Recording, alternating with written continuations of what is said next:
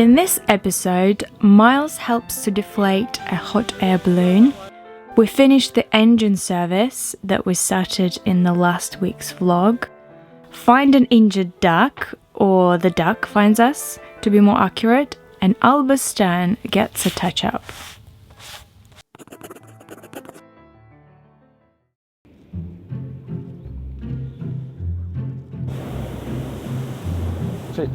It's coming down this quickly. One day we woke up with a view of a hot air balloon crossing the river. We joked about it landing, and it actually did land right next to our boat.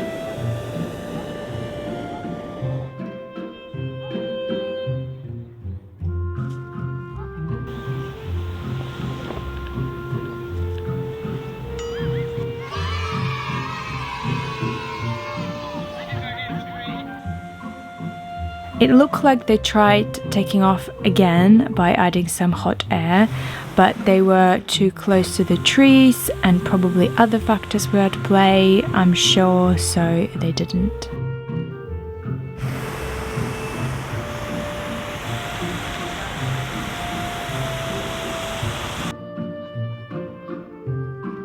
That landed on your roof, would you? You're going straight down. So they got closer and closer to Alba, which was just unreal. The pilot shouted, "We need more hands!" or something like that. And in the end, the crew and Miles had to run out and help to deflate the balloon. Stop pulling! What does he think of me? Oh my god! Oh, what?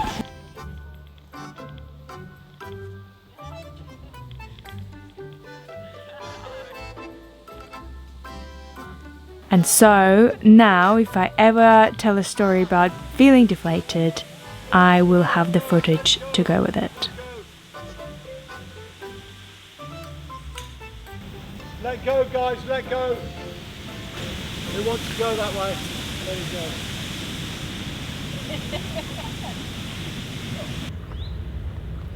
I'm so sorry, I'm not sure what's wrong with you. We've had a visit from an injured duck that we called Lucky. I started feeding her oats twice a day, and over the course of a week we could really see that the feathers are coming back. They grew out about an inch. Last year we reported an injured goose to RSPCA and they put him down.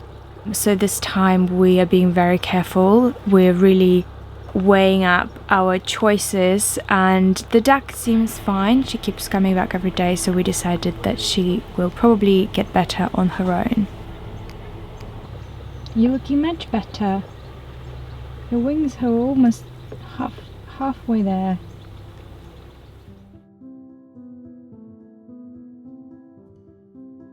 So we've been going camping a lot lately, and I realized that the tent that we have gets really messy because it's kind of like, it's a belt tent, it's all open plan, and there is no way of hanging anything from anywhere because of its shape. So I've decided that I need more organization on camping weekend, and I'm going to sew a pocket organizer. Now, I haven't fully decided where it's gonna go, but I will find a place. And even if it has to lie on the ground, I reckon it's gonna be more useful than not having it at all. So I found a free pattern on the internet, and I'm going to sew a pocket organizer today.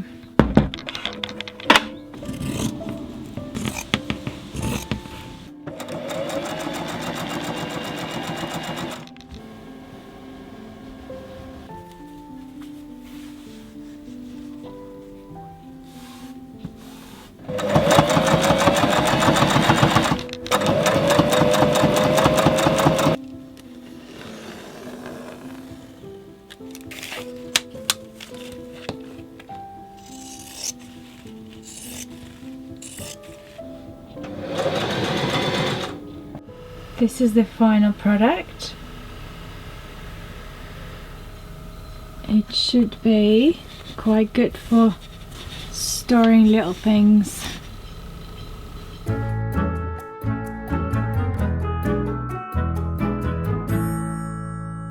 So we've run out of water. Did we run out this morning? Yeah, I think it was this morning.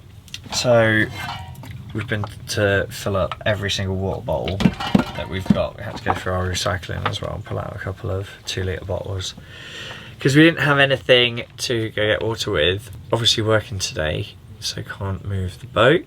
And yeah, the water points are both about 2 hours away. There is a mooring that we're going to Maple Durham Lock where we think they might have water if you pay for the mooring for the evening. So that's what we're going to try and do. We've got a really lovely spot in Pangbourne, so I don't really want to miss it. Plus, there's lock closures as well, so we can't actually get to a water point. Hence why I've been going to the local tap to fill all of the bottles up. Lock closures because it's not rained for like a month. So there's no water, but they've got to manage the water levels, so the lock keepers are in managing the water levels, so you can only go between I think 9 and 6. Hey, he's got me looking quite beige, got me deep in the haze. There's no more compassion, no. Raise me, I need something fast, I need something to last and give satisfaction, no. Help me grab his right. Getting water was a total adventure. We thought there was a mooring with water facilities by the lock and we weren't sure where the tap was. So while we were awkwardly and not very safely lingering by the weir, trying to spot the tap, we got asked by the crew of the African Queen boat what we were looking for, and they kindly offered us to use their water hose. We couldn't believe it. Thank you to lovely manager who saved us from not having any water.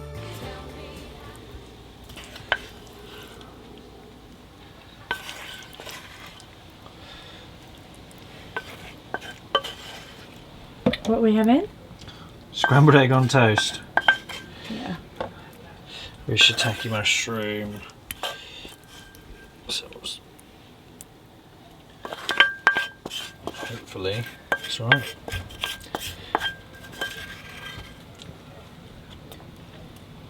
Licking your spoon. Trying to lick the spoon. It's a little bit salty. I'll try It's nice though. Hey, all this fake news, tell me, what is the use? Tell me, no more compassion, no. Come and find me under these layers, among these. Yeah, but we got back. You did most of the driving pretty much. Yeah, it's easy. Well, it is to a certain point, but then the shadows of like the trees on the water kind of make it all a bit narrow, so it's quite hard to determine, particularly when you've got your fairy lights on. But we made it. Our space was still here. It's like we never left. More. Full of water. Full of water now. We'll be here for another 2 weeks.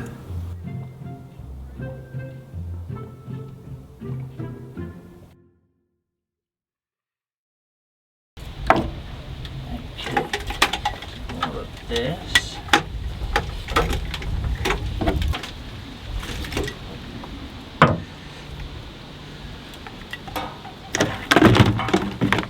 Welcome back to part 2 of the engine service. You left us last time when we replaced the oil and the oil filter, and then we realised we didn't have an air filter and a fuel filter, but we have those now.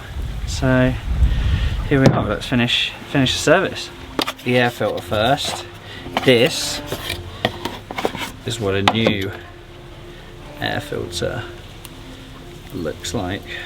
Last time I did this, a year ago, year and a few months ago.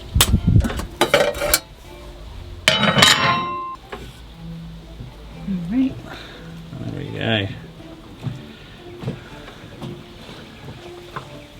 Bit of a difference.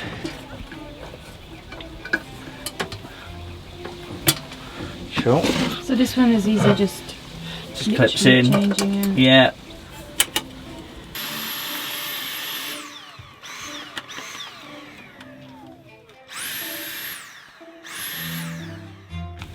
Whoa, that was the biggest dragonfly. Oh, it's still around. Oh, gone. So I'm going to do the fuel filter now. Oh, needs some oil.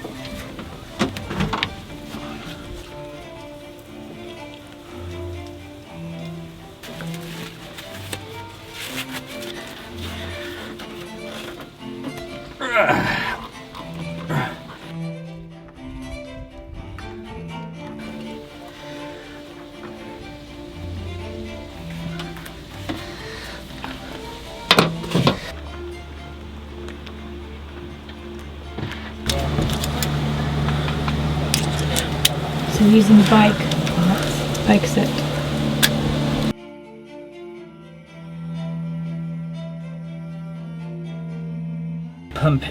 Bleeding the fuel line. So I'm just waiting for this to stop with the bubbles.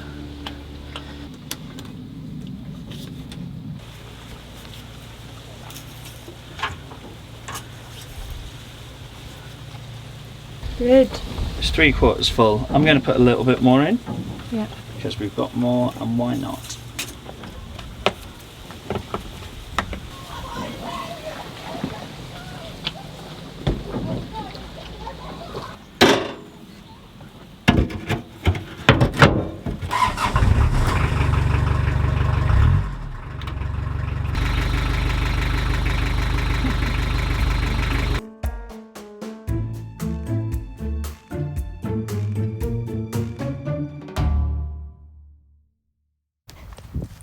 Going now. I'm going now. One day I went for a run and I met a friend. Her name is Gala and she loved cuddles. So much so that she didn't want to let me go. I kept running away from her and she kept running behind me for more love. You just want to be cuddled, don't you? Cuddles. Little cuddles.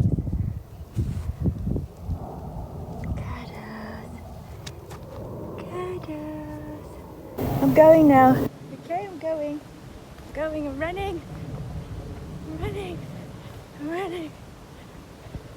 You're running back for me. You're running for me. Hello. Hello, lovely. More cuddles. More cuddles. Okay.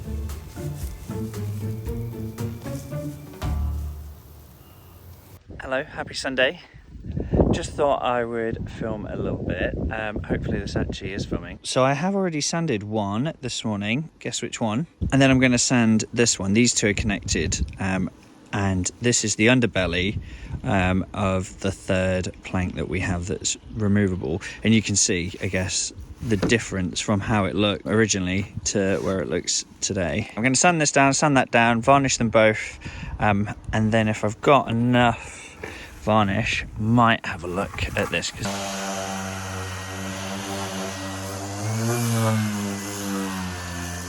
So we've now done the second coat. So these two have had the first coat, and this is the underbelly, as we said before, from last time. I think they're not a bad match, actually. I'm not sure if I've got enough varnish to do this one. Because of the age, the grain's really showing really nicely now. It used to be a bit like this. Now it's really rich. So just gotta wait 3 hours and I'll put the second coat on. Jobs are good in. Just the final coat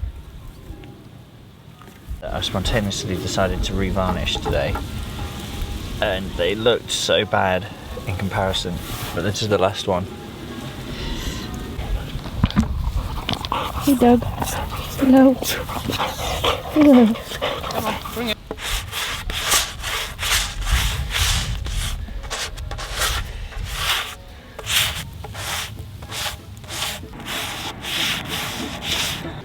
Thank you all so much for watching. Please subscribe if you're new here and check out our Living on a Narrowboat playlist to catch up on all our videos from day one in order.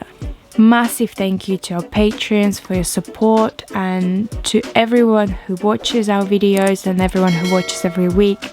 It really helps us out on YouTube, so thank you. Sending you all our love. See you in the next one.